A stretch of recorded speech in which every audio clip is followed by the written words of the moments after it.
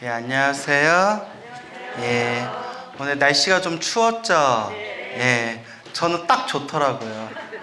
예, 자, 그래서 책을 우리가 교재를 나가보도록 할까요? 15페이지 한번 볼까요? 기도인의 자세 맞습니까? 예. 우리 불자들은 기도를 매우 어렵게 생각하는 경향이 있다라고 돼 있죠? 맞아요. 우리 불자님들 이제 이런저런 대화 나누거나 상담을 할 때 보면 기도를 굉장히 어렵게 생각하는 것 같아요. 그죠? 그래서 어떤 기도를 하든 상관없다. 부처님을 향한 기도는 하나로 통한다.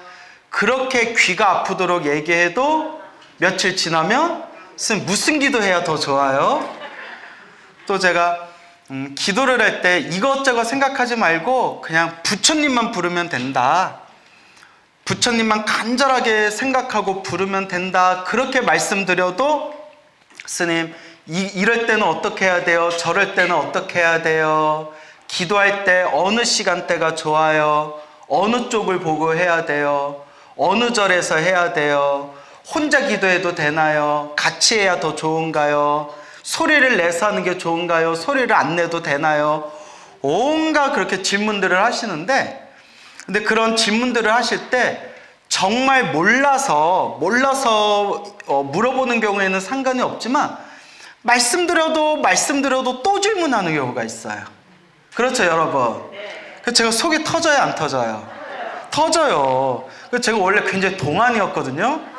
하도 내가 질문 때문에 스트레스 받아가지고 이렇게 내가 나이가 들어 보여요, 요새.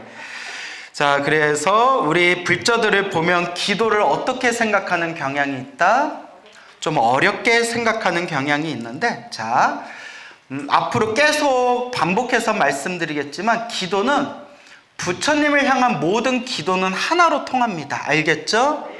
천수경을 하든 반야심경을 하든 금강경을 하든 법화경을 하든 관음기도를 하든 지장기도를 하든 부처님을 향한 기도는 하나로 통해요. 그리고 제일 중요한 건 마음입니다. 뭐가 중요하다? 마음이 중요해요. 소리를 내는 게 좋을까요? 소리를 안 내는 게 좋을까요? 내는 게? 안 내는 게? 마음을 집중하는 게 중요해요. 아시겠죠? 이것 봐요. 또 우리가 놓치잖아요. 핵심은 무엇이다? 마음이에요. 마음을 집중하는 게 좋아요. 동쪽을 보고 기도하는 게 좋을까요? 서쪽을 보고 기도하는 게 좋을까요? 남쪽이나 북쪽을 보고 기도하는 게 좋을까요? 그래야 이제 좀 눈치를 채시네요. 마음이 중요해요. 내 마음에 동서남북이 있어요, 없어요? 내 마음에 동서남북이 없어요. 내가 부처님을 생각하는 그 마음이 최고의 방향이에요. 그러니까 마음이 중요합니다. 아침에 기도하는 게 좋을까요? 낮에 기도하는 게 좋을까요? 밤에 기도하는 게 좋을까요? 또 마음이에요? 마음이죠. 아침에 기도하면 아침에 기도하는 대로 좋고, 낮에 기도하면 낮에 기도하는 대로 좋고, 밤에 기도하면 밤에 기도하는 대로 좋아요. 중요한 거는 마음. 간절한 마음이 중요해요. 무엇이 중요하다? 간절한 마음이 중요하다. 여러분 마음 간절해요? 안 간절해요? 간절해요?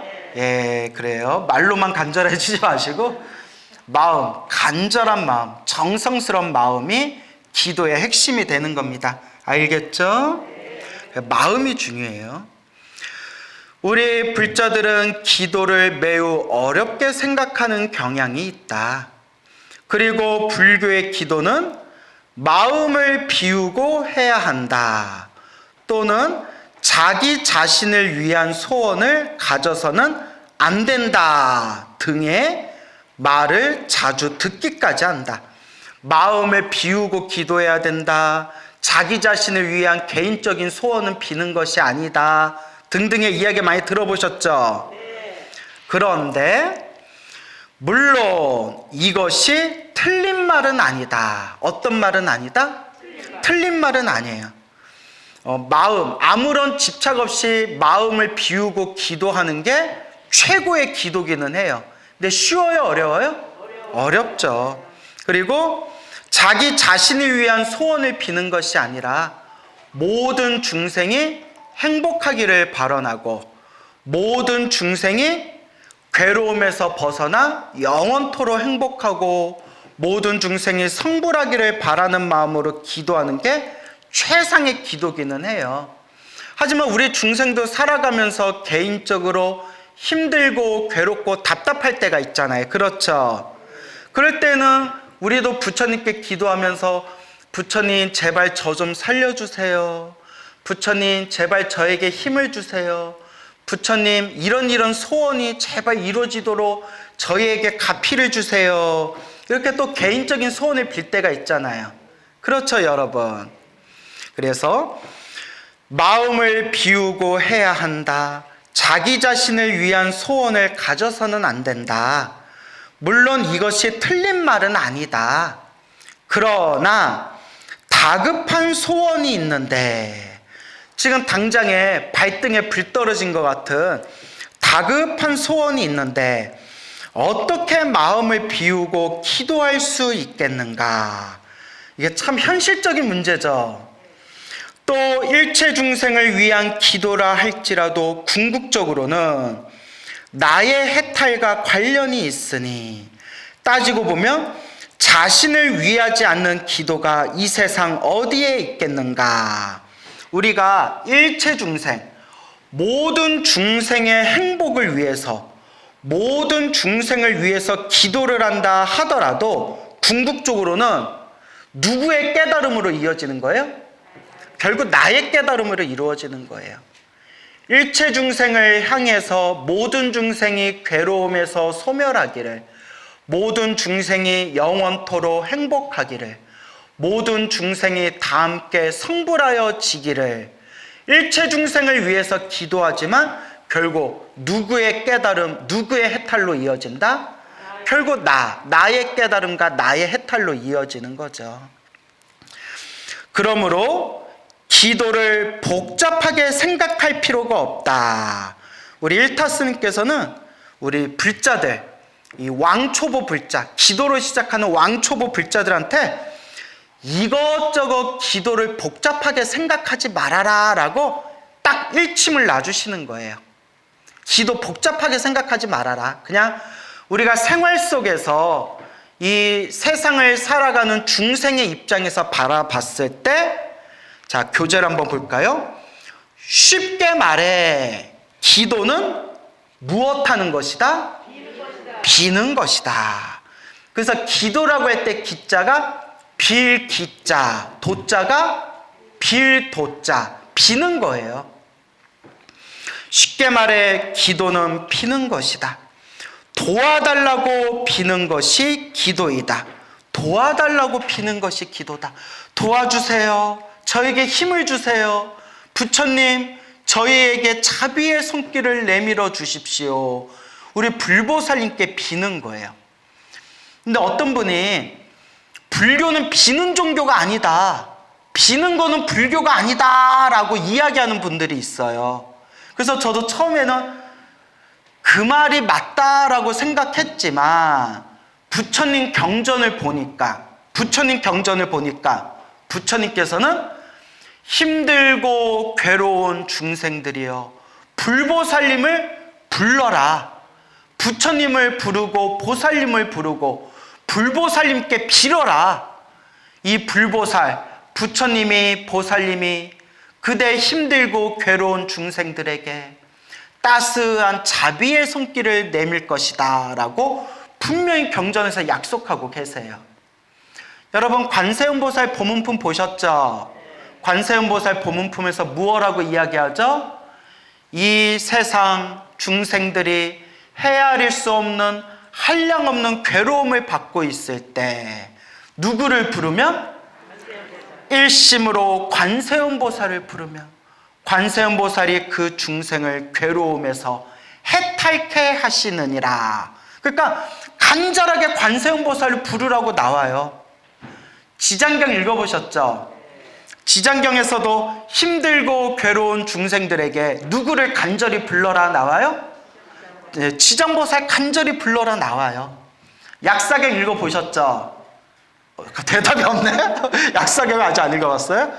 약사경에서도 힘들고 괴로운 중생, 병고에 빠져있는 중생들에게 간절하게 누구를 불러라?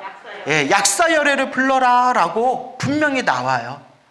수많은 부처님 경전에 보면 힘들고 괴로운 중생들에게 누구를 간절히 불러라? 부처님을 불러라. 보살님을 불러라. 빌어라 라고 나옵니다. 반드시 그 중생을 해탈케 하시느니라. 그러니까 우리 중생들이 힘들고 괴로울 때 불보살님을 부르는 것은 아주 자연스러운 불자의 마음이에요. 여러분 어렸을 때, 여러분들이 아이였을 때 힘들고 괴로우면 누구를 불러요?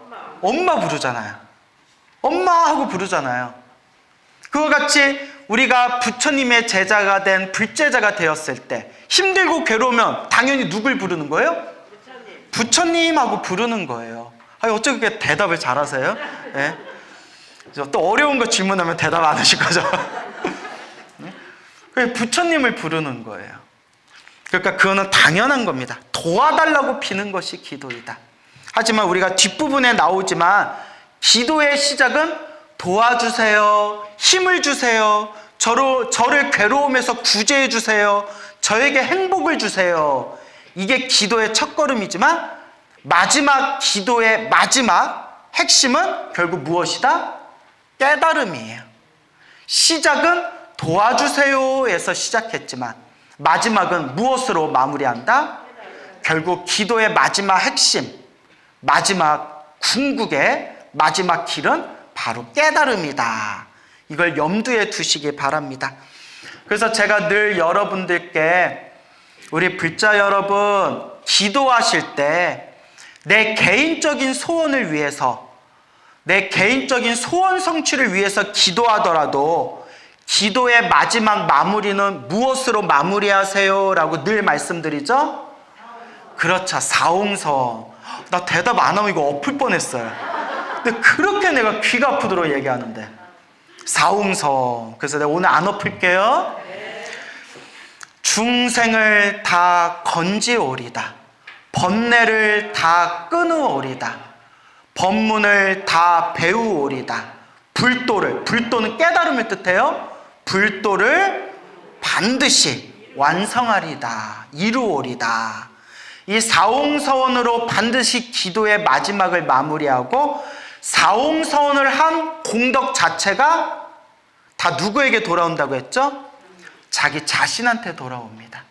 그래서 제가 늘 말씀드리지만 사옹서원을 하고 기도를 하는 거와 사옹서원을 하지 않고 기도를 하는 것은 하늘과 땅만큼의 차이가 있다. 그러니까 여러분, 개인적인 소원을 빌지 말라는 게 아니에요. 아이를 위해서, 남편을 위해서, 가정을 위해서, 개인적인 소원을 위해서 기도를 하긴 하시되 기도의 마지막 마무리는 반드시 무엇으로 마무리해라? 사옹서원. 한 문장으로 만들면 원공법계 제중생 자타일시 성불도, 모든 중생이 다 함께 성불하여 지이다. 그게 핵심이에요. 모든 중생이 다 함께 성불하여 지이다. 아시겠죠? 어떤 사람이든 힘이 있고 자신이 있을 때에는 신심, 밑줄 짝, 믿을 신, 마음심, 믿는 마음이라는 거예요. 힘이 있고 내가 자신이 있을 때는 신심, 믿음이 있고 믿는 마음이 있고 곧 자기 자신의 의지로서 살아갈 수 있다. 그렇죠? 그래서 여러분, 우리 주변에 보면 저도 그런 분들 많이 봤는데 막 몸에 힘이 있고 체력이 넘치고 뭔가 막 자신만만할 때는 세상에 두려울 게 없어요. 막 온몸에 힘이 넘치고 정신이 바싹바싹, 정신이 번쩍번쩍 살아있는 사람들은 막 천하에 눈앞에 지옥이 펼쳐져도 아무 두려움이 없어 보여요. 그죠? 그런데 체력이 떨어지고 건강이 무너지고 몸의 기운이 꺾여버리면 그 자신만만한 여유가 다 사라져요. 여러분들 그럴 때 느낀 적 있죠? 예. 그래서 어르신들이 옛날 같지 않다. 옛날에는 내가 배고플 때 내가 돌을 씹어 먹었는데 이제는 쌀밥도 소화하기가 힘들다. 뭐 이런 표현들 쓰시잖아요. 그래서 여기에도 어떤 사람이든 힘이 있고 자신이 있을 때에는 신심, 곧 자기 자신의 의지로서 살아갈 수 있다. 그러나 나약해지고 자신이 없을 때에는 의지할 것이 있어야 된다. 그 의지해야 될 것, 곧 무엇이 필요한 것이다? 신앙이 필요한 것이다. 신, 믿을 신, 앙이 우러를 앙이에요. 우러러보다. 믿고 우러러보다. 신앙이 있어야 된다. 근데 우리 불교에서는 엄밀히 따지면 신앙이란 표현을 안 쓴대요. 불교에서는 더 정확한 표현을 쓰면 신행이란 말을 써요. 신행. 신, 믿을 신, 믿고 행. 예, 수행해야 된다. 신앙은 믿고 우러러봐야 된다. 그런데 불교에서는 더 정확히 표현하면 신행, 믿고 뭐 해야 된다? 수행해야 된다. 그래서 신행이란 표현을 더 많이 써요. 그래서 타종교인들은 신앙생활이란 표현을 쓰죠. 근데 우리 불교에서는 무슨 생활이란 표현을 써요? 신행생활이란 표현을 쓰죠. 결국 수행해야 된다라는 뜻이에요. 뭐 해야 된다? 수행해야 된다. 여러분들이 이렇게 법문 듣고 부처님 가르친 공부하는 것도 이것도 바로 뭐예요? 수행이에요, 여러분. 듣는 것도 수행이라고 했어요. 부처님 가르침에 보면 듣는 것도 수행이다. 그래서 우리가 수행하는 이유가 지혜를 얻기 위함이잖아요. 깨달음을 얻기 위해서, 지혜를 얻기 위해서. 지혜를 얻는 첫걸음이 듣는 거라고 했어요. 뭐다? 듣는 거. 그래서 들을 문, 듣는 거라고 했어요. 먼저 부처님의 올바른 진리, 부처님의 가르침을 자꾸 들어야, 듣고 들어야 눈이 뜨인다는 거예요. 그러니까 들어야 된다는 거예요. 근데 여러분 부처님 가르침 공부하니까 좋아요, 안 좋아요? 엄청 좋죠. 좋으니까 이 자리에 이렇게 오셨잖아요. 그죠? 부처님 가르침 듣기 좋아하는 것 자체가 성근이 있는 거예요. 뭐가 있는 거다? 예, 착할선, 뿌리익은 착한 뿌리가 있는 거예요. 과거 전생에서부터 내가 심어놓은 착한 뿌리가 있기 때문에 부처님 가르침을 듣기가 좋은 거래요. 성근이 없는 사람, 착한 뿌리가 없고 업장이 두껍고 업보가 많은 사람들은 아무리 부처님 좋은 가르침을 들려줘도 알아듣는다, 못 알아듣는다? 못 알아들어요. 오히려 부처님 좋은 가르침을 들어도 오히려 욕을 하거나 비난하거나 비방하는 사람들이 있어요. 이게 바로 업장이 두꺼워서 그렇대. 무엇이 두꺼워서? 업장이 두꺼워서. 그래서 지혜를 얻기 위한 첫걸음, 무엇부터 많이 해야 된다? 귀동냥? 예, 맞아요. 귀동냥도 맞는데, 예. 들을 문, 듣는 것부터 시작해야 된다는 거예요. 이것을 따라해 보세요. 문해. 문해라고 불러요. 들을 문, 지혜해, 듣는 지혜. 듣는 것에서부터 이제 지혜가 시작되는 거예요. 그래서 업장이 두꺼운 사람, 업보가 많은 사람들은 부처님 가르침 자체를 만나지도 못하고 만나서 부처님 가르침을 듣지도 못하고 들었어도 마음을 내지를 못해요. 하지만 여러분들이 부처님 가르침 너무 좋다. 부처님 법문 듣는 게 너무 좋다. 부처님 말씀이 너무 좋다. 라는 게 느껴지고 내가 귀로 부처님 말씀을 들을 수 있는 이 소중한 인연을 여러분들이 지어나간다는 것 자체가 여러분들이 무엇이 있는 것이다? 성근, 착할선, 뿌리익은 착한 뿌리가 있는 거예요.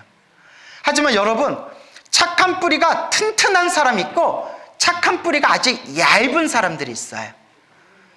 착한 뿌리가 얇은 사람들은 처음에는 열심히 부처님 가르침, 부처님 법문을 듣는 척 하다가 금방 꺾여버려요. 금방 뽑혀져 나가버려요. 그래서 처음에는 열심히 부처님 가르침 공부하는 듯 하다가 어느 순간에 탁 꺾여버려가지고 아유, 내가 절에 다녀봤는데 뭐 별거 없어. 아유, 부처님 말씀 다 똑같아. 그 얘기야, 그 얘기야. 아, 광우 스님, 그 말은 잘하더라, 야. 아유, 다 뻥이야, 개뻥이야. 뭐 이런 마음을 일으키는 사람들 주변에 있어요. 여러분들도 보셨죠? 처음에는 절에 열심히 다니다가 중간에 탁 꺾여 나가는 분들이 있잖아요. 그분들은 무엇의 뿌리가 약한 분들이다? 성근. 착한 뿌리가 약해서 그렇지만, 하지만 우리 부처님 말씀이 이번 생에 믿든지 안 믿든지 부처님 말씀을 귓가에 스친 것만으로도 이미 무엇이 쌓이고 있다? 네, 공덕이 쌓이고 있다. 착한 뿌리가 강해지고 있다는 거예요. 그래서 제가 예전에는 이렇게 열심히 공부하러 오신 불자님들 보면서 흐뭇하다가 믿음이 꺾이고 불심이 약해지고 착한 뿌리가 뽑혀져 나가서 더 이상 절에 나오지도 않고 부처님 가르침 더 이상 공부하지도 않는 불자들을 보면, 그런 중생들을 보면 막 안타깝고 짜증나고 막 서운했지만 이제 그런 마음들이 많이 사라졌어요. 왜냐? 한 번이라도 부처님 가르침 들은 것만으로도 이미 무엇이 쌓였다? 공덕이 쌓였다. 이게 부처님 법이에요. 참 대단하죠? 이게 부처님 법이에요. 그렇기 때문에 우리가 늘 이번 생에 사람으로 태어나 이번 생에 부처님 법을 만난 게 정말 소중한 인연이다 라는 것을 여러분들이 늘 마음에 되새겼으면 좋겠습니다. 여러분, 사람으로 태어나서 좋아요, 안 좋아요? 좋아요? 난 징글징글한데. 나는 진짜 이놈의 사바세계 진짜. 네? 그리고 사람으로 태어나 부처님 법을 만나서 좋아요, 안 좋아요? 좋잖아요. 좋으니까 이제 어떻게 하면 돼요? 닦으면 돼요. 신행, 믿고 수행하면 됩니다. 아시겠죠? 그래서 매일매일 그렇게 수행을 하시기 바랍니다. 믿을 수가 있어야지. 그래요. 믿고 갑시다. 기도는 신앙이다. 신심이 아니라 신앙인 것이다. 근데 이거는 이제 우리 일타스님께서 신앙, 그러니까 강한 믿음에 대해서 강조하려고 이렇게 표현하신 것 같은데, 이제 우리가 불교 교리적인 입장에서 봤을 때, 어떤 입장에서 봤을 때? 예, 불교 교리의 입장에서 이렇게 세밀하게 보면 신심이나 신앙이나 같은 말이에요. 알겠죠? 예, 신심이 모든 거의 근본이라고 했어요. 이제 일타스님은 우리 중생들이 흔하게 생각하는 그런 믿음을 넘어서서 더 강렬한 어떤 믿음의 마음을 가져야 된다라는 뜻에서 신심이 아니라 신앙인 것이다 이렇게 표현하셨지만, 우리 불교 교리의 입장에서 보면 신심이나 신앙이나 둘이 아니에요. 예, 오히려 우리 불자가 수행하고 깨달음을 얻는 데 있어서 가장 밑바탕이 되는 가장 중요한 뿌리가 바로 무엇이다? 신심이에요. 신심. 알겠죠? 예. 이제 일타스님이 이제 신앙이란 표현을 강하게 쓰시려고 신심이 아니라 신앙인 것이다 그냥 이렇게 표현한 것 뿐이에요. 따라서 기도를 할 때는 뭐 해야 된다? 매달려야 된다. 구질구질해. 뭘 매달려. 응? 하지만 정말 내가 머리에 불이 붙은 듯, 발등에 불이 붙은 듯, 정말 다급하고 힘들고 괴로운 일을 만났을 때 우리가 의지할 수 있는 최고의 의지처는 누구다? 부처님이고, 그러니까 부처님을 향해서 기도를 할 때는 어떻게 해야 된다? 매달려야 된다. 그러니까 이 매달린다는 게 집착한다는 뜻이 아니라, 그렇죠, 정답을 말씀하셨어요. 간절하란 뜻이에요. 뭐 해라? 간절해라. 간절해라. 자, 그래서 내 마음대로도 남의 도움으로도 어찌할 수 없는 것을, 그러니까 내 마음으로 해결할 수 있는 거면 그냥 내 마음으로 해결하면 돼요. 그렇죠, 여러분? 남의 도움으로 해결할 수 있으면 남의 도움을 얻어서 해결하면 돼요. 근데 정말 우리가 이 인생사를 살아가면서 힘들고 괴로운 큰 절벽을 만났을 때 내 힘으로도 어쩔 수 없고 내 마음으로도 어쩔 수 없고 다른 사람의 도움을 통해서도 해결할 수 없을 정도로 너무나 힘들고 괴롭고 절절할 때 어찌할 수 없는 것을 무엇의 힘에 의지하여? 그렇죠. 불보살의 불가사의한 힘에 의지하여 이루어질 수 있도록 해달라고 매달리는 것이 기도인 것이다. 간절함이에요. 뭐라고요? 간절함. 그렇다면 우리는 어떠한 마음가짐으로 기도를 해야 하는 것일까? 이에 대해 특별히 두 가지 사항을 강조하고자 한다. 자, 우리가 어떤 마음으로 기도해야 되느냐? 스님, 무슨 기도를 할까요? 언제 기도를 하는 게 좋을까요? 어느 시간에 기도할까요? 어느 쪽 방향을 보고 기도할까요? 절에서 기도할까요? 집에서 기도해도 될까요? 소리를 내서 기도할까요? 소리를 안 내도 기도해도 될까요? 이 모든 것에 어떤 마음으로 해야 되느냐 할 때 가장 중요한 것이 바로 첫 번째, 어떤 기도? 그렇죠. 그냥 간절하게 해라. 이것저것 그냥 다 놓아버리고 그냥 간절하게 하라는 거예요. 이러쿵 저러쿵 그렇게 따지고 분별하지 말고 간절하게 해라. 간절하게 기도해라 라고 분명히 말씀을 드렸는데 간절하게 기도하지 않고 이렇게 할까 저렇게 할까, 이렇게 하면 효과가 있을까 저렇게 하면 정말 효과가 있을까, 이러쿵 저러쿵 하는 마음을 일으키면 그는 간절한 기도라고 하지 않고 뭐라고 하죠? 간보냐? 라고 표현하는 거예요. 뭐 보냐? 간보냐? 무슨 말인지 알겠죠? 근데 우리 대부분의 중생들은 자꾸 간보는 기도를 해요. 이 기도를 하면 더 효과가 좋을까? 저 기도를 하면 더 효과가 좋을까? 이렇게 하면 더 효과가 빠를까? 저렇게 하면 효과가 더 빠를까? 어떻게 해야 더 좋은 걸까? 어떻게 해야 내가 더 큰 효과를 볼 수 있을까? 자꾸 간을 봐요. 여러분, 간 봐요, 안 봐요? 안 봐요? 그래서 우리 유명한 노래 있잖아요. 간 때문이야, 간 때문이야. 그 노래 아세요? 네? 너무 오버했나? 간 보는 기도가 아니라 무슨 기도를 해야 된다? 간절한 기도를 해야 된다. 간절하게. 그냥 오직 부처님만 믿고 간절하게 할 뿐이에요.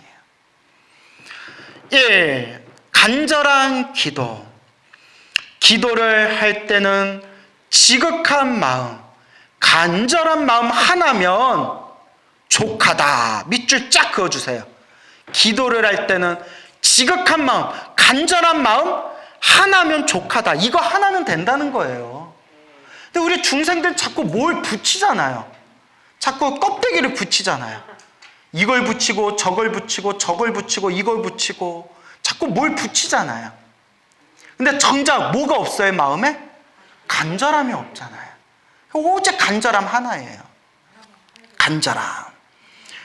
기도를 할 때에는 지극한 마음, 간절한 마음 하나면 족하다. 복잡한 형식이나 고차원적인 생각이 필요한 것이 아니다. 복잡한 형식이나 고차원적인 것이 필요한 게 아니래요. 그냥 간절하게 부처님을 생각하고 지극한 마음을 전하면 되는 것이다. 야, 밑줄 쫙 그으세요. 그냥 간절하게 부처님을 생각하고 지극한 마음을 전하면 되는 것이다. 스님, 기도할 때 삼배를 해요, 말아요? 스님, 기도할 때 그 정구업진원에서부터 개법장진원까지 그걸 꼭 해야 돼요, 말아야 돼요? 스님, 제가 너무 손이 아파서 그런데 사경 안 하고 그냥 입으로만 외워도 될까요, 안 될까요? 스님, 제가 108배 하기가 힘든데 그냥 기도 연불하기 전에 108배 쉬어도 될까요, 안 될까요? 막 이런 여러 가지 질문들 있죠. 당연히 궁금할 수 있어요. 전 당연하다고 봐요. 그런데 그럴 때마다 꼭 드리는 얘기가 그런 복잡한 형식이나 뭔가 고차원적인 어떤 생각을 가질 필요가 없다. 그냥 간단하게, 단순하게 삼배를 해도 되고 안 해도 되고, 정구업진원 수리수리로 시작해도 되고 안 해도 되고, 낮에 하든 밤에 하든, 절에서 하든 집에서 하든, 누워서 하든 서서 하든, 볶아 먹든 지져 먹든, 뭐가 중요하다? 간절. 그러니까 부처님에게 내 간절한 마음을 전하려는 그 마음이 중요하다는 거예요. 자꾸 뭘 붙일 필요가 없어요. 간절하게 하는 게 중요해요. 스님, 제가 너무 앉아서만 기도해서 그런데, 앉아서만 기도하니까 허리가 너무 아파서 그런데 서서 기도하거나 걸어다니면서 염불 해도 되겠습니까? 왜 안 된다고 생각하세요? 너무 불경스러운 것 같아서요.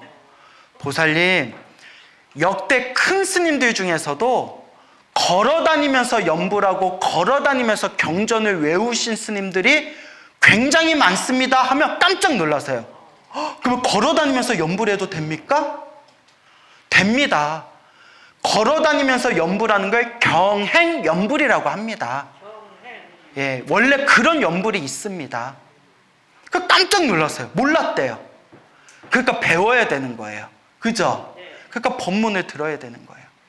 스님, 제가 너무 염불하고 싶고 기도하고 싶은데 너무 몸이 힘들고 몸이 아파서 제가 항상 누워 있어가지고 누워서 염불할 수가 없어서 답답합니다. 제가 깜짝 놀랐어요. 왜 누워서 염불하면 안 된다고 생각하십니까? 스님, 누워서 염불하면 불경한 거 아닙니까? 그래서 제가 이렇게 말씀드렸어요. 누워서 염불 안 하는 게 나아요? 누워서라도 차라리 염불하는 게 나아요? 그렇죠. 누워서라도 염불하시면 되고, 부처님은 이미 다 알고 계신다고. 이 중생이 몸이 아파서 계속 누워 있는데 누워서라도 염불하고 있구나라고 부처님은 칭찬하신다고 했더니 당신의 그 가슴에 쌓여있던 그 고민이 뻥 뚫리는 느낌이더래요. 그러니까 자꾸 들어야 돼요. 참고로 여러분, 저도 누워서 염불 많이 해요. 잠잘 때. 잘 때 누우면 무슨 생각하고 자요, 여러분? 부처님 생각? 진짜? 아주 입만 열면 거짓말이야. 부처님 생각? 대단하세요. 장난이고요. 근데 여러분 누우면 무슨 생각하세요? 누우면 내가 고년한테 내가 돈을 받아야 되는데 고년이 언제 줄까? 막 이런 생각하거나, 내가 이번 설날 때 감히 나한테 먼저 안 오고 친정집을 먼저 가? 내가 요걸 내가 아주 가만 안 둬? 미안해, 내가 드라마를 너무 많이 봤어요. 미안해요. 여러분 그러지 않으시죠? 예, 이제 웃자고 한 말이고, 누우면 잠들 때까지 그 염불하는 거예요. 염불하다가 싹 잠드는 거예요. 누워가지고 아미타불 아미타불 아미타불 하고 싹 잠들면 꿈에서도 뭐 하고 있어요? 진짜? 다 딴짓 하던데. 자, 그러니까 그 염불하는 게 중요합니다. 어떤 불자님이 있었어요. 이 불자님께서 매일매일 관음 기도를 하시려고 마음에 딱 목표를 세웠는데, 낮에 직장 생활하고 저녁에 밤에 이렇게 술 한 잔씩 먹게 되는 거예요. 맥주 한 캔. 그러다 보니까 술 먹고 어떻게 염불하냐라는 생각이 들더래요. 그리고 또 어떤 거사님이 있었는데, 자그만 자영업을 하는 거사님인데 매일매일 잠자기 전에 이제 법화경을 사경하기로 했대요. 법화경을 하루에 넉 줄이라도 사경하려고 마음을 먹었는데, 이분이 또 워낙 주당에 회식이 많은 거예요. 그러니까 술 먹고 술 취해서 법화경 사경하려니까 너무 마음에 찔리더래요.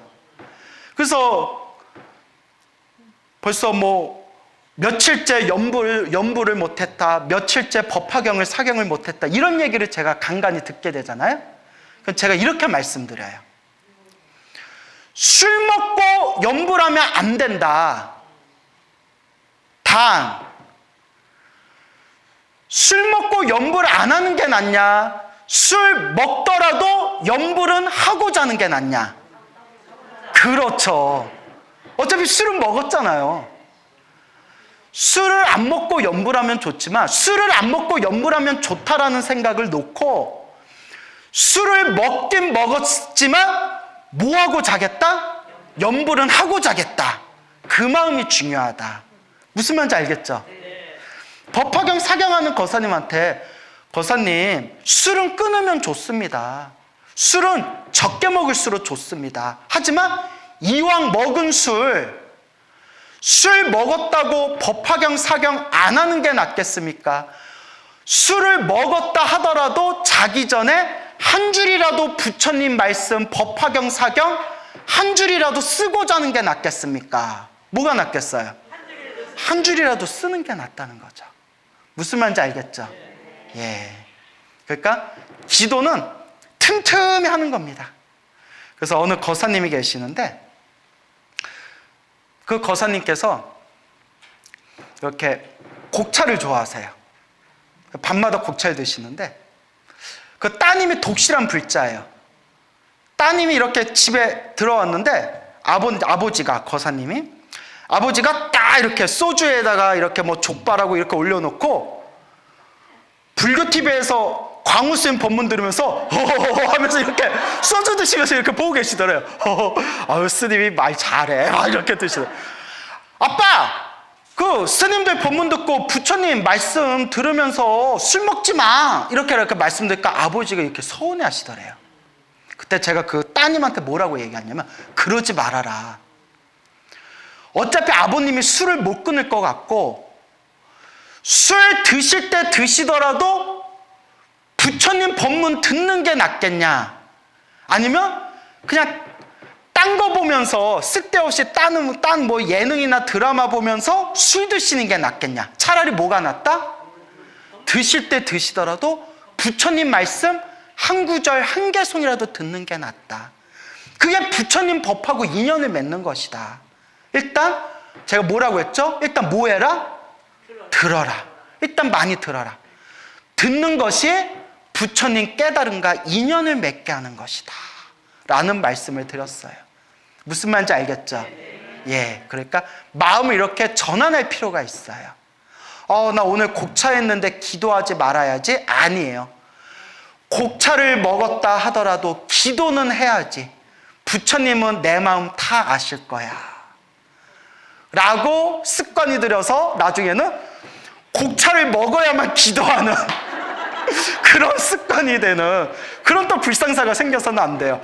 스님 제가 곡차 먹을 때마다 기도했더니 곡차를 안 마시면 기도가 안 돼요. 이러면 또 돼요 안 돼요? 이제 사람 속 다 디비전인 거예요. 자, 그래서 제가 뭘 얘기하려는지 알겠죠? 그러니까 틈틈이 꾸준히 기도해라. 그래서 제가 말씀드리고자 했던 게 기도를 할 때는 지극한 마음, 간절한 마음 하나면 족하다. 그렇죠? 복잡한 형식이나 고차원적인 생각이 필요한 것이 아니다. 그렇죠? 그냥 간절하게 부처님을 생각하고 지극한 마음을 전하면 되는 것이다 라는 것을 명심하시기 바랍니다. 알겠습니까? 네. 자, 계속해서 읽어볼게요. 더 쉽게 이야기해 보자 라는 부분이죠. 간절하다는 것은 그렇죠. 그런 질문할 수 있겠네요. 간절함이 핵심입니다. 간절함이 가장 중요합니다. 선생님 그러면 간절하다는 게 무엇일까요? 라고 질문할 수 있겠죠. 마음을 한결같이 갖는 것이다. 근데 저는 좀 더 쉽게 설명한다면 마음을 하나로 집중하라는 거예요. 마음을 집중해라. 그래서 이걸 비유를 들자면 옛 사람들이 하시는 말씀이 배고픈 아기가 무엇을 찾듯이 그렇죠. 엄마 젖을 찾듯이.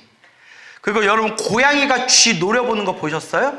예, 고양이가 무엇을 노려보듯이 쥐 잡듯이 쥐 잡듯이 잡아요. 쥐를 노려보듯이. 그 다음에 닭이 무엇을 품듯이? 알을 품듯이. 막 목이 마른 사람이 무엇을 찾듯이? 물을 찾듯이.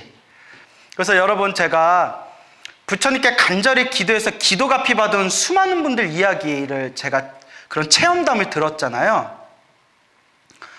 평상시에 편안하게 기도할 때는 그렇게 가피가 안 느껴져요. 근데 여러분, 제가 수십 분한테 똑같이 들은 얘기가 있는데, 큰 사고가 났을 때 혹은 큰 교통사고 났을 때 순간 목숨이 다급할 정도로 그런 위험한 일을 겪었을 때, 그때 간절하게 관세음보살 부르거나 간절하게 부처님 부를 때 정말 신비할 정도로 그런 보호받는 체험을 하셨다는 불자들이 많아요. 그래서 제가 느낀 게 뭐냐면, 이거는 뭐 저만 느낀 게 아니라 역대 큰 스님들도 말씀하신 거지만, 그 다급한 순간에 마음이 어떻게 된다? 간절해진다. 하나로 집중이 딱 된다는 거예요. 그때 그 간절한 그 순간에 한 번의 염불이 평상시에 편안할 때 염불했던 마음보다 몇십 배, 몇백 배, 몇천 배 더 간절하게 하나로 모인다는 거예요. 그래서 여러분들 경험해 봤는지 모르겠는데, 정말 다급할 때 기도할 때는 망상도 안 생겨요. 그 경험해 본 적 있나요? 다급해 본 적이 별로 없나? 그래서 저랑 친하신 스님이 해주신 얘기인데, 그분이 자기는 그 해인사 강원을 다녔어요. 해인사 승가대학이라고 하죠. 20여 년 전에 해인사 강원에서 스님들끼리 돌아가면서 이렇게 기도를 하는데, 중간에 배가 꾸르르르륵 아프더래요. 꾸르르르 배가 아픈데 정말 금방이라도 쌀 것 같더래요. 왜 이렇게 이야기가 더럽냐 갖고. 근데 이게 중간에 이렇게 목탁을 넘겨줘야 되는데 중간에 아무도 없는 거예요. 그렇다고 그 해인사 법도가 옛날에는 너무 세가지고 기도하다가 중간에 목탁 내려놓고 나가면 큰일 나거든요. 뭐 그날 밤새서 절해야 돼요. 참여할 정도로.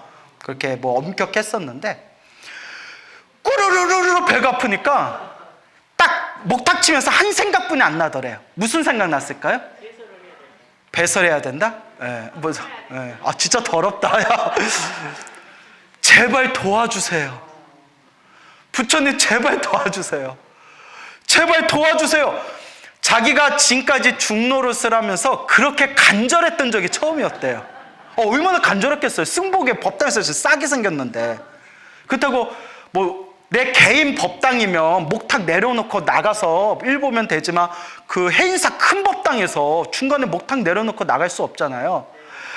제발 도와주세요 라는 그 한 생각, 간절함이 정말 사무칠 때 갑자기 구르르르륵 하면서 배가 편안해지더래요. 뭔가 이야기가 와 하는데, 그렇죠. 그때 정말 배가 편안해짐을 느꼈대요. 그때 그 스님이 하신 말씀이, 그 간절함을 그때 자기는 이게 간절함이구나. 평상시에는 목탁 치면서 기도하는데 온갖 망상이 다 일어나더래. 그렇죠. 온갖 잡념이 다 일어나잖아요. 정말 다급할 때, 그 스님처럼 당장이라도 배에서 터져 나갈 것 같을 때, 제발 부처님 저 좀 도와주세요, 이것 좀 막아주세요 할 때 아무런 망상이 없더래요. 오직 부처님 도와주세요 라는 생각밖에 없더래요. 그런 게 아마 간절함 아닐까요? 그렇죠. 그 간절함이 사무치고 사무쳤을 때 이제 일념이 돼요. 따라해보세요. 일념. 일념을 다른 말로 삼매라고 불러요. 삼매. 정신이 하나로 통일된 거예요. 그런 간절함이 사무치고 사무치면 일념, 삼매가 돼요. 생각이, 마음이 하나로 집중되어지는 것.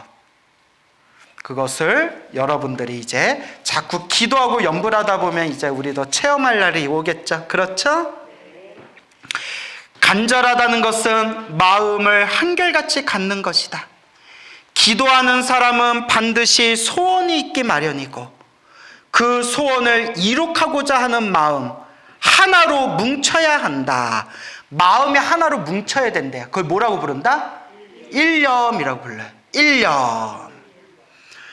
잘 되게 하소서, 잘 되게 해주소서, 잘 되게 해주십시오. 이렇게 마음을 하나로 모아 간절히 기도하면 반드시 소원을 성취하게 있게 되는 것이다 라고 돼 있죠. 자, 여러분, 잘되게 하소서, 잘되게 해주소서, 잘되게 해주십시오. 이렇게 마음을 하나로 모아 간절히 기도하면 반드시 소원을 성취할 수 있게 되는 것이다. 이 부분 있죠. 이거 이렇게 크게 동그라미를 한번 쳐주세요. 크게 네모칸을 이렇게 쳐주세요. 쳤어요? 그 위에다 어디 옆에다가 세모를 그려주세요. 세모. 예, 세모. 세모로 했어요? 자, 이걸 왜 세모라고 했냐? 여러분, 저는 아무래도 책도 좀 많이 보고 기도에 대한 여러 큰 스님들 법문도 많이 봤잖아요. 그쵸? 예, 그래서 제가 만약에 책에 나와 있는 내용만 그대로 읽어드리면 우리가 강의할 필요 없잖아요. 책만 보면 되는데, 그죠? 그래서 이제 설명을 드리는 건데, 왜 세모라고 했냐면 반은 맞고 반은 틀리다는 거예요. 자, 여기서는 일타 스님께서 잘되게 해소서, 잘되게 해주소서, 이렇게 마음을 하나로 모아 간절히 기도해라 이렇게 돼 있죠. 또 기도를 하셔서 큰 가피를 받으신 큰 스님, 어느 큰 스님은 이렇게 기도하지 말라고 했어요. 부처님은 다 알고 계시니까 소원 한번 딱 세운 뒤에 마음을 텅 비워버리고 그냥 기도하라고. 왜냐? 우리가 기도의 깊은 경지에 못 들어가는 게 집착이 있으면 깊은 경지에 못 들어간대요. 근데 자꾸 이거 되게 해주세요, 되게 해주세요, 되게 해주세요 라는 마음이 뭐가 생길 수가 있다? 집착이 생길 수가 있다는 거예요. 무슨 말인지 알죠? 그러니까 부처님은 다 알고 계시니까 기도 시작하기 전에, 기도가 끝나고 난 뒤에 부처님 제 소원이 이루어지기를 발언합니다 라고 한번 딱 축원을 한 뒤에 그냥 마음을 텅 비우고 되든 안 되든 그냥 부처님께 맡겨버리고 그냥 기도해라. 근데 저도 이렇게 기도했는데 저도 상당히 효과를 많이 봤어요. 오히려 되게 해주세요, 되게 해주세요 하는 게 안 되면 어떡하지? 안 되면 어떡하지? 또 이런 마음이 막 일어나요. 그런 경험 해본 적 없나요? 예. 그런데 오히려 되든 안 되든 다 내 욕심이다. 되든 안 되든 다 무슨 법이다? 인연법이다. 따라해보세요. 되든 안 되든 다 인연법이다. 부처님께 그냥 다 내려놓고 나는 열심히 소원을 빌고 열심히 기도하되 되고 안 되고는 무엇에 내려놓고? 인연법에 내려놓고 그냥 부처님만 믿고 기도하는 거예요. 무슨 말인지 알겠죠? 그래서 세모라고 한 거예요. 이렇게 일타스님처럼 간절하게 되게 해주십시오, 되게 해주십시오, 되게 해주십시오 이런 마음도 그 강렬하게 사무치고 사무치는 방법도 있고, 또 기도를 많이 하신 또 어느 큰 스님 법문은 그 마음이 오히려 집착이 될 수도 있으니까 기도 시작하기 전에, 기도 끝나고 난 뒤에 딱 소원 한번 빌고 그냥 모든 걸 인연법에 맡기고 되든 안 되든 그냥 부처님만 믿고 기도하겠습니다 라고 마음을 되고 안 되고는 신경 쓰지 말고 마음을 비우고 그냥 기도할 뿐이다 라고 하신 분도 있어요. 누구 말씀에 더 맞는 것 같아요? 네. 이거는 그냥 스스로 한번 자꾸 하면서 자기가 스스로 자꾸 맛을 봐야 돼요. 뭔 얘기인지 알겠죠? 그래서 제가 세모라고 한 거예요. 누구 말이 맞다가 아니라 일타 스님 말씀도 맞아요. 왜냐? 제가 아까 얘기한 해인사 배 아팠던 스님이 부처님 제발 안 싸게 해주세요. 안 싸게 해주세요. 제발 도와주세요. 제발 도와주세요. 이렇게 기도하는, 제발 이루어지게 해주세요 라고 하는 마음도 있고, 그런 마음조차도 다 내려놓고 모든 걸 인연법에 맡겨놓고 되든 안 되든 나는 그냥 기도할 뿐이다 마음을 비우고 그냥 기도하는 방법도 있어요. 무슨 말인지 알겠죠? 예, 그러니까 그거는 골고루 해보셔야 돼요. 알겠죠? 예, 골고루 해보셔야 돼요. 중요한 거는 어떻게 기도하든 가피가 있다 없다? 반드시 가피는 있습니다. 일찍이 신라의 원효 스님께서는 기도하는 법을 이야기하면서, 자, 이게 발심수행장이라는 글에 나오는 내용이에요. 무슨 장? 발심수행장이라는 원효 스님께서 쓰신 글에 나오는 내용인데, 절하는 무릎이 얼음처럼 시려도 불 생각을 하지 말고, 불, 따뜻한 불을 뜻하는 거예요. 절하는 무릎이 얼음처럼 시려도, 막 춥고 막 얼음장같이 막 무릎에 얼어붙어도 따뜻한 불 생각 하지 말고, 줄인 창자가 끊어져도 먹을 생각 하지 말지어다. 너무 멋있죠? 제 예전에 존경하는 어른 스님께서 이런저런 얘기하시면서, 광우 스님, 원효 스님의 발심수행장 본 적이 있는가? 예, 스님, 행자 때부터 배우지 않습니까? 예, 본 적이 있습니다. 절하는 무릎이 얼음처럼 시려도 따뜻한 불 생각을 하지 않고, 줄인 창자가 끊어지듯이 배고파도 먹을 거 생각하지 않는다라는 구절을 아는가? 예, 스님, 그 구절이 생각납니다. 광우 스님, 그렇게 수행하면 몸 작살나. 우리 그렇게 수행하다 몸 작살났어. 그분이 경험담을 얘기하신 거예요. 자, 따라해 보세요. 이론은 이론일 뿐, 현실적으로 수행하자. 이론은 이론일 뿐, 지혜롭게 수행하자. 그래서 어른 스님께서 지혜롭게 수행해라. 지혜롭게 수행해라. 무슨 말인지 알죠? 여러분, 저 아는 스님이 있는데 착해요. 착한 스님인데, 젊었을 적에 나름대로 고행한다고 그 멀리 그 자기 집에서 해인사로 출가하려고, 20년 전에 해인사로 출가하려고 걸으면서 출가의 마음을 다잡겠다고 집에서 해인사까지 몇백 킬로미터를 걸어서 왔어요. 노숙하면서 걸어서 출가했어요. 그러니까 해인사에 왔을 때 해인사 스님들이 웬 거지가 왔나 이랬대요. 그리고 맨날 막 절하고, 그 결가부자라고 아시죠? 발 꼬아가지고 앉는 거. 그 몸도 굳은 사람이 그 억지로 한다고 막 결가부자하고, 막 추운 데서 수행하다 막 몸에 냉 맞아가지고, 냉이라고 아시죠? 찬기운, 냉한 기운, 냉 맞아가지고 양쪽 무릎 다 수술하고 핀 박았어요. 지금 전 절도 못해요. 정말 그렇게 열심히 했지만 다시 한번 느끼는 게 지혜롭게 해야 된다. 우리 아버지 스님께서 저한테 늘 하시는 말씀이 있어요. 저희 아버지가 스님인 거 아시죠? 잘 먹어야 된다. 잘 먹어야 된다. 아버지, 저 6 더 먹으면 저 비만이에요. 그만 좀 먹이세요. 잘 먹어야 된다. 왜냐? 저희 아버지 스님이 신묘장구 대다란 일을 정말 열심히 기도하셨어요. 가피도 엄청 받으시고, 특히 산기도를 많이 하셨어요. 또 한창 산기도 하시고, 또 저희 아버지 스님이 좀 와일드한 게 있어요. 저는 왠지 좀 곱잖아요, 사람이. 예? 저는 고운 걸로 합시다. 알겠죠? 예, 뭐 비웃지 말고. 자, 그래서 비웃은 거 아니에요? 예. 자, 그래서 와일드 하셔가지고 정말 막 세차게 기도를 하셨고, 막 100일 동안 향 있죠? 100일 동안 참회 기도 하신다고 향을 8뚝에다 9개에다가 매일 지지셨어요. 같은 자리에다가 100일 동안. 거기에 막 피딱지가 붙고, 지금도 화상 자국 딱 있어요. 예. 그때 또 신비한 가피를 많이 체험하셨는데 절대 따라 하시면 안 돼요. 이거 염증 생기면 큰일 나요. 우리 아버지는 좀 그렇게 뻑센 데가 있으셨어요. 그렇게 산기도 하시고 기도하실 때 멸치 조각조차도 안 드셨어요.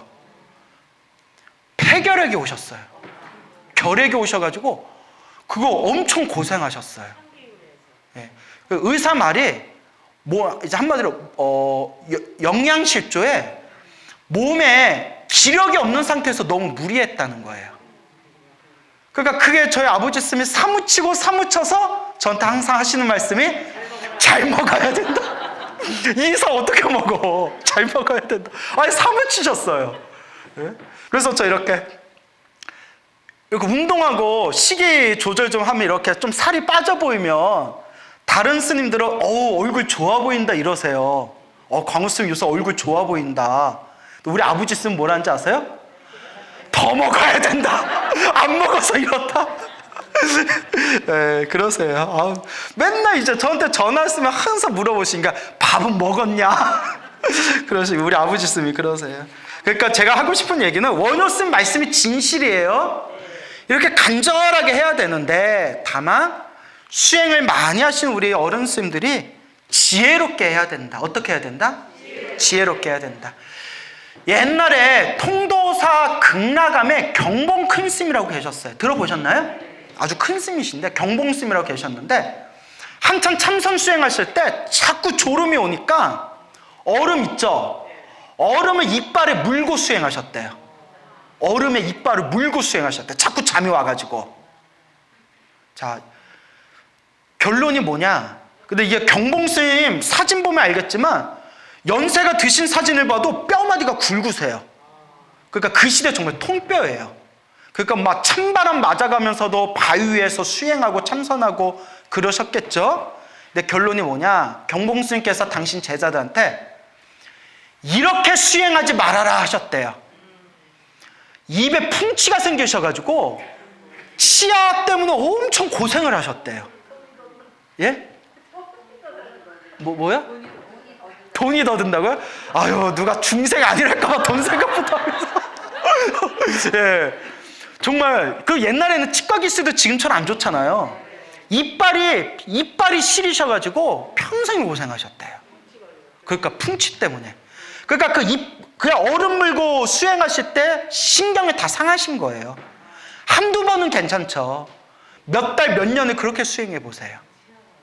그러니까 제가 말씀드리고 싶은 거는 너무나 훌륭하시고 그런 모습을 우리가 존경하고 배워야 되지만 그렇게 수행했던 어른 스님들이 늘 하시는 말씀이 정신은 고행을 한다라는 마음을 갖되 몸을 아끼지 않고 수행한다라는 마음을 갖되 평생 수행할 거니까 좀 어떻게 해야 된다?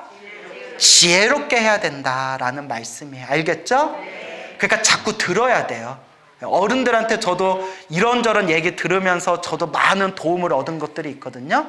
예, 그러니까 지혜롭게 해야 된다라는 걸 명심하시기 바랍니다. 우리는 너무 안 해서 걱정이지, 그죠? 우리는 너무 안 해서 걱정이잖아요. 이것은 얼어 죽든 굶어 죽든 상관하지 말라는 말씀이 아니다. 그렇죠. 얼어 죽든가 굶어 죽든가 오로지 수행해라. 뭐 이런 말씀이 아니라 밥생각, 불생각이 전혀 일어나지 않을 정도로 뭐 하라는 뜻이다? 간절히 기도하라는 것이다. 기도를 하다 보면 처음 얼마 동안은 마음이 잘 모아지지만 조금 지나면 갖가지 잡념들이 많이 일어나게 된다. 그렇죠, 여러분? 온갖 잡된 망상들이 다 일어나잖아요. 몸이 고단하다는 생각, 내가 올바른 방법으로 기도하고 있는가 하는 생각, 공연한 기도가 아닌가 하는 생각, 온갖 생각들이 일어나다 사라졌다, 일어나다 사라졌다. 온갖 생각들이, 그렇게 온갖 망상들이 생겨나게 됩니다. 이러한 생각들이 기도를 망쳐버린다. 자, 그런데 옛날부터 큰 스님들이 잡념, 망상에 대해서 늘 하시던 말씀이 있었어요. 항상 똑같은 말씀 하세요. 요 일타 스님 요 똑같은 말씀을 하세요. 망상에 신경 쓰지 말아라. 그러니까 신경 쓰지를 말래요. 일단 읽어볼게요. 그러나 이러한 생각들은 억지로 없애려 한다고 하여 없어지는 것이 아니다. 오히려 억지로 없애려고 하면 더욱더 일어나는 것이 번뇌망상의 속성인 것이다. 그냥 왜 망상이 생기지라고 생각하는 것 자체가 이미 망상에 넘어갔다는 거예요. 관세음보살 연불 할 때 망상이 일어나면 그냥 망상이 일어났구나 알아차리고 난 그냥 뭐 하면 돼요? 관세음보살 부르면 돼요. 지장보살 불렀는데 막 온갖 잡념망상이 일어나면 잡념망상이 일어났구나 그냥 딱 알아차리고 다시 무엇으로 돌아오면 돼요? 지장보살로 돌아오면 돼요. 무슨 기도를 하든 망상이 일어나면 그냥 망상이 일어났구나 그냥 흘려버리고 나는 그냥 망상이 일어나든 말든 내가 하던 기도에 집중하면 돼요. 그러면 언젠가 뚝 떨어지게 된대요. 이걸 옛사람들이 비유를 어떻게 들었냐면 미친놈이 있는데 미친놈이 우리 집 문 앞에서 막 온갖 막 지랄 발광을 해요. 미친놈이 막 지랄하고 발광하는데 문 열고 미친놈하고 시비 붙으면 오히려 어떻게 된다? 더 속 시끄러워진다는 거예요. 그런데 여러분 옛날부터 우리 어른들이 그런 얘기 하잖아요. 미친 사람은 어떻게 하는 게 제일 장땡이다? 무시하는 게 장땡이다. 메가 약이다? 쥐업해요? 땅에다 묻어버려. 자, 그래서 미친 사람은 무시하는 게 답이다 이런 얘기 하잖아요. 내가 방 안에 있는데 미친 사람이 우리 집 앞에서 지랄 발광을 하든 말든 일체 신경 쓰지 않고 일체 무시해버리면 결국 어떻게 된다? 자기 풀에 떨어져 나간다는 거예요. 미친 사람도 자기를 받아줘야 막 계속 행패를 부릴 거 아니에요. 그냥 결국 다른 집으로 간다는 거예요. 망상도 똑같대요. 망상이 일어날 때마다 일일이 그 망상하고 부딪히고 신경 쓰면 망상이 끊어질 날이 있다 없다? 없다는 거예요. 그냥 미친놈 무시하고 미친놈이 제 풀에 꺾여서 그냥 흘러가듯이 딴 집으로 가듯이 망상도 그냥 무시해버리면 언젠가 망상도 어느 순간 툭 하고 떨어져 나가게 된대요. 그냥 내가 하던 기도에 계속 집중하라는 거예요. 근데 이게 말처럼 쉽다 어렵다? 어렵다. 어려우니까 자꾸 하는 거예요. 그래서 중요한 게 있어요. 저도 기도를 나름 많이 했잖아요. 이제 제 노하우를 말씀드리자면 잘해야지라는 마음을 버리세요. 잘해야지, 완벽하게 해야지, 집중해야지, 간절하게 해야지라는 마음이 오히려 또 다른 망상이 돼요. 잘하든 못하든 완벽하게 하든 완벽하게 하지 못하든 간절하게 하든 간절하게 못하든 그냥 내 기도 그냥 할 뿐, 그냥 한다고 생각하면 돼요. 무슨 말인지 알죠? 그냥 하는 거예요. 내가 잘했나 못했나도 신경 쓰지 마세요. 부처님은 아세요. 내가 기도할 시간이니까 기도하는 거고 남는 시간이니까 염불하는 거고, 염불하면 공덕이 쌓인다는 믿음이 있으니까 한 번이라도 더 기도하고 염불하는 거예요. 잘해야지라는 생각도 내려놓고 오직 뭐 할 뿐? 기도할 뿐, 염불할 뿐, 금강경 독송할 뿐, 법화경 사경할 뿐. 결국 수행은요 습관이에요. 뭐라고요? 습관. 나중에 염불을 안 하고 기도를 안 하면 오히려 몸이 어색하고 불편하고 마음이 막 불안해요? 정말 불안하세요? 대단한데? 그래요? 그 정도면 습관이 된 거예요. 그러니까 기도는 습관입니다. 스님 어떻게 기도해야 돼요? 기도를 습관으로 만드세요. 기도가 습관이 딱 된 사람은 꿈에서 나쁜 꿈을 꾸면 꿈속에서 자기도 모르게 뭐가 튀어나올까요? 염불이 튀어나와요. 그게 이미 습관화되고 있다는 거예요. 따라해 보세요. 기도는 습관이다. 수행은 습관이다. 젓가락질 하듯이 자연스럽게 되는 거예요. 젓가락질 하듯이. 제가 젓가락질이라는 표현을 왜 좋아하냐면, 여러분 일본에 합기도라는 기술이 있어요. 일본말 아이끼도라고 해요. 아이끼도라고 하는데 아이 이래가지고 아이끼도 죄송해요. 끝날 때 멀었나 이제 얼마 안 남았. 이 사람이, 이 스승이라는 사람이 아이끼도 그 기를 쓰는 기술이 있는데 제자가 손가락으로 사람을 다 엎어버려요. 손가락 막 엎어버리고, 손가락으로 휙 하면 일로 확 엎어버리고, 손가락 잡고 휙 하면 확 엎어버리고. 그 제자가 물었대요. 어떻게 해야 이렇게 마음대로 기술을 쓸 수가 있습니까? 자네 젓가락질 할 때 불편함이 있는가 없는가? 아니, 젓가락질을 할 때 아무 불편함이 없습니다. 젓가락질로 밥 먹듯이 젓가락질 하듯이 기술을 쓸 정도로 연습해라. 몸에 완전히 습관이 들인다는 거예요. 그때 딱 느꼈죠. 수행도 그와 같다. 수행도 습관이에요. 우리는 수행하면서 일부러 마음을 내야, 보시해야지, 계율을 지켜야지, 공덕을 닦아야지, 내가 짜증나는데 화내지 말아야지, 오늘 피곤해도 조금이라도 기도하고 자야지, 이런 마음 일으키죠. 보살지위 중에 팔지보살이 되면, 몇 지보살? 팔지보살. 10지를 넘어가면 깨달음이에요. 1단계에서 10단계까지 있어서 10단계를 넘어가면 이제 성불이거든요. 근데 8단계, 팔지보살이 되면 무공용이라고 불러요. 따라해보세요. 무공용. 무자는 없을 무자고요. 공용은 힘쓰다라는 뜻이에요. 애쓰다, 힘쓰다. 무공용이니까 애쓰지 않고 힘쓰지 않아도 수행이 저절로 되는 경지래요. 몇 단계 보살? 8단계 보살, 팔지보살이라고 해요. 그래서 제가 팔지보살을 표현할 때 성불로 가는 하이패스라고 해요. 팔지보살이 되면 그때부터는 가만히 있어도 수행이 저절로 돼요. 그래서 팔지보살이 되면 부동지라고 해요. 따라해보세요. 부동지. 부동. 더 이상 움직이지 않는다는 거예요. 더 이상 후퇴하지 않는다.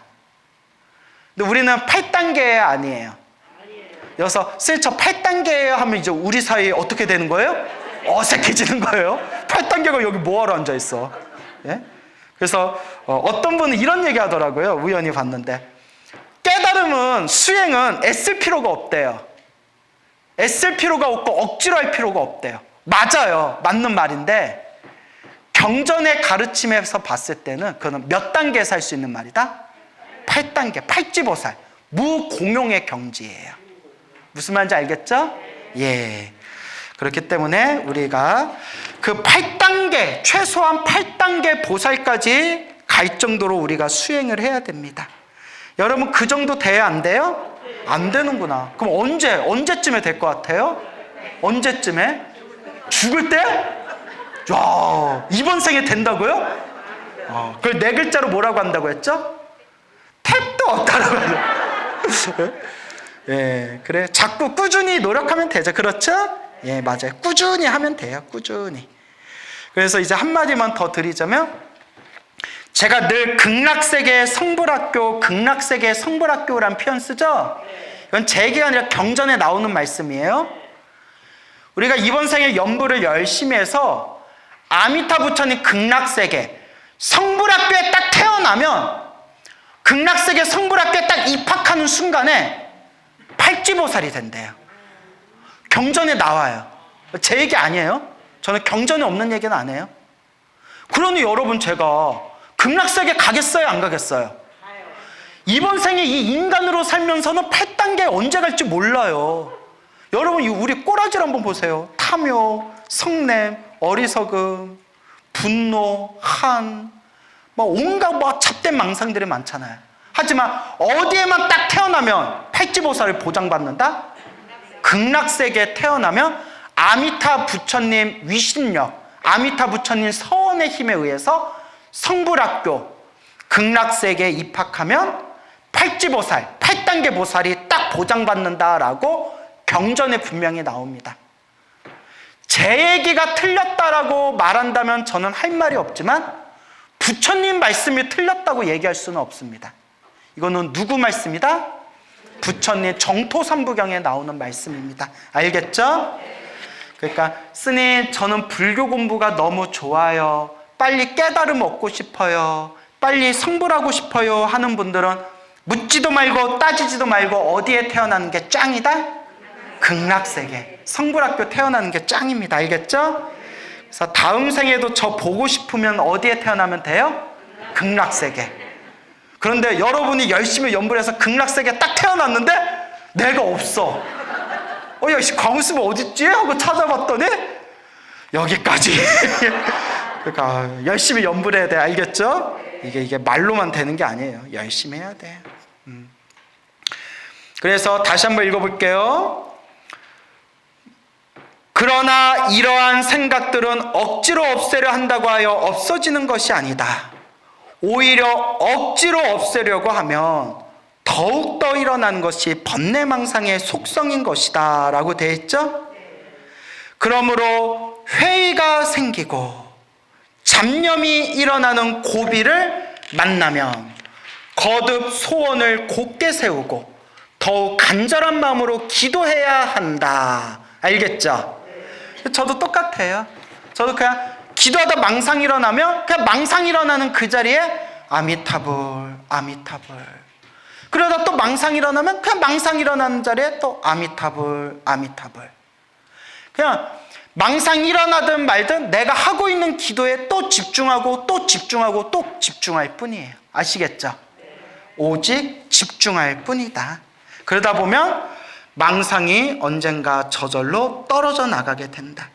저도 20대 때 이걸 생생하게 체험을 했어요. 생생하게 체험을 했어요.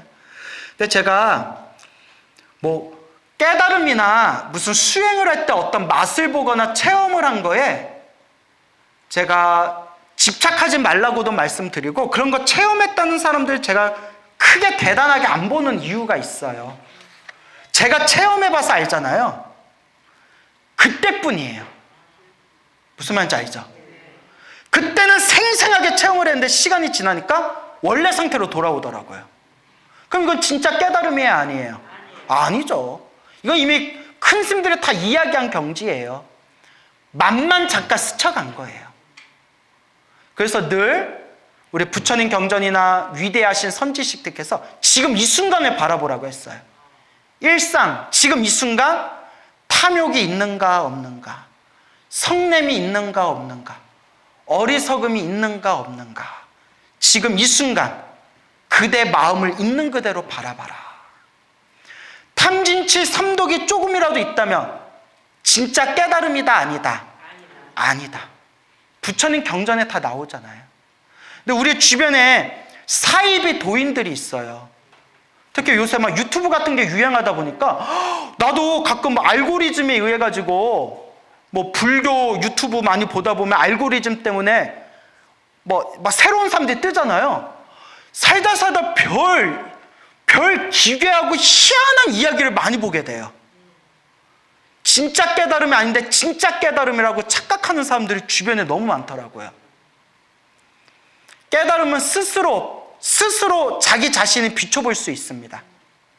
탐욕이 있는가 없는가, 성냄이 있는가 없는가, 어리석음이 있는가 없는가, 남에게 물어볼 필요도 없어요. 내가 알아요. 그래서 우리는 진리 앞에서 겸손해야 돼요. 여러분은 탐욕과 성냄과 어리석음이 있습니까 없습니까? 여기서 저 없어요 하면 또 우리 관계 어떻게 된대요? 어색해지죠? 그래요. 그러니까 자기 자신을 속이지 마세요. 자, 그래서 늘 부처님의 가르침을 닦아 나아갈 뿐입니다. 이렇게 간절히 기도하 보면 일념 삼매에 빠져들게 되고, 일념 삼매 다 같은 뜻이 알겠죠? 일념 삼매, 또 옆에다 적어주세요. 선정 다 같은 뜻이야. 일념 삼매 선정. 일념 삼매 선정이 무슨 뜻이냐? 정신이 하나로 집중하여 몸과 마음이 고요하고 깊은 경지, 그 일념, 선정, 삼매라고 부르는 거예요. 다시요. 정신이 하나로 집중되어 몸과 마음이 고요하고 편안해진 경지. 근데 이런 일념, 선정, 삼매도 등급이 있을까요 없을까요? 있죠. 우리 중생이 들어가는 삼매, 아라한들, 나한전에 가면 아라한이라고 있죠? 아라한들이 들어갈 수 있는 삼매, 거룩한 보살님들이 들어갈 수 있는 삼매, 오로지 부처님만이 들어갈 수 있는 삼매, 삼매도 등급이 있어요. 근데 이 삼매를 딱 체험하면 아, 이게 행복이구나. 이게 행복이구나. 그래서 여러분, 저도 들은 얘기인데 옛날 히피들 아시죠? 히피들이 막 인도 같은 데 막 요가 배우러 가고 명상 배우러 가던 시기 있었잖아요. 그래서 실제로 인도에서 요가하거나 명상하는 수행자들 중에서 마약하는 사람들이 많았대요. 마약하는 사람들이. 왜냐하면 저도 들은 얘기예요. 저도 안 해봐가지고. 예. 여러분, 우리가 몸이 아플 땐 뭘 먹죠? 쥐가 아플 땐 뭘 먹죠? 쥐약. 말이 아프면 뭐 먹죠? 마약. 죄송합니다. 왜 마약을 먹냐면 그 사람들 하는 얘기가 명상을 해서 깊은 경지에 들어가는 그 느낌이랑 마약을 해서 뽕 하고 간 느낌이랑 비슷하대요. 그 황홀경에 빠진대요. 다만 수행을 해서 들어가려면 오래오래 닦아야 되는데 마약은 순식간에 들어갈 수가 있대요. 단 문제가 뭐냐? 수행으로 쑥 들어가는 것은 부작용이 없어요. 더 맑고 깨끗하고 부작용이 없어요. 하지만 약에 의해서 내 뇌의 호르몬을 억지로 쥐어짜가지고 인위적으로 마약을 통해가지고 그런 황홀경 상태에 들어가면 어떻게 될까요? 뇌가 망가진대요. 뇌가 피폐해진대요. 그래서 마약은 묻지도 말고 따지지도 말고 맛조차도 봐서도 안 됩니다. 갑자기 014 무슨 광고 같네요. 예. 그래서 만약에 스님 성정과 삼매가 어떤 느낌입니까? 라고 한다면 몸이 완전 허공과 같이 몸이 텅 하고 몸은 완전히 사라지고 마음이 너무 편안해요.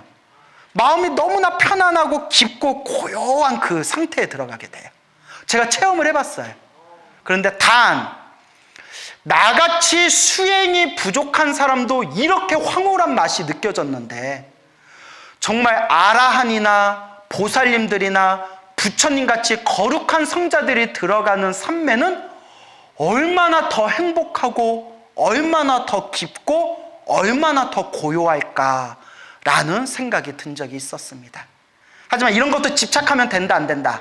절대 안 돼요. 다 스쳐가는 그런 맛이에요. 중요한 거는 오직 부처님을 믿고 기도할 뿐이다. 그러다 보면 언젠가는 저절로 일념 삼매에 빠져들게 된다. 자, 그리고 마지막 잠깐이라도 깊은 기도 삼매에 빠져들면 불보살의 가피력을 입어 소원을 남김없이 성취할 수 있게 되는 것이다 하고 그 다음에 기도가피에 대한 재미난 이야기가 나오네요. 그렇죠? 예, 자 오늘 여기까지 하고요. 예, 여기서 마치겠습니다.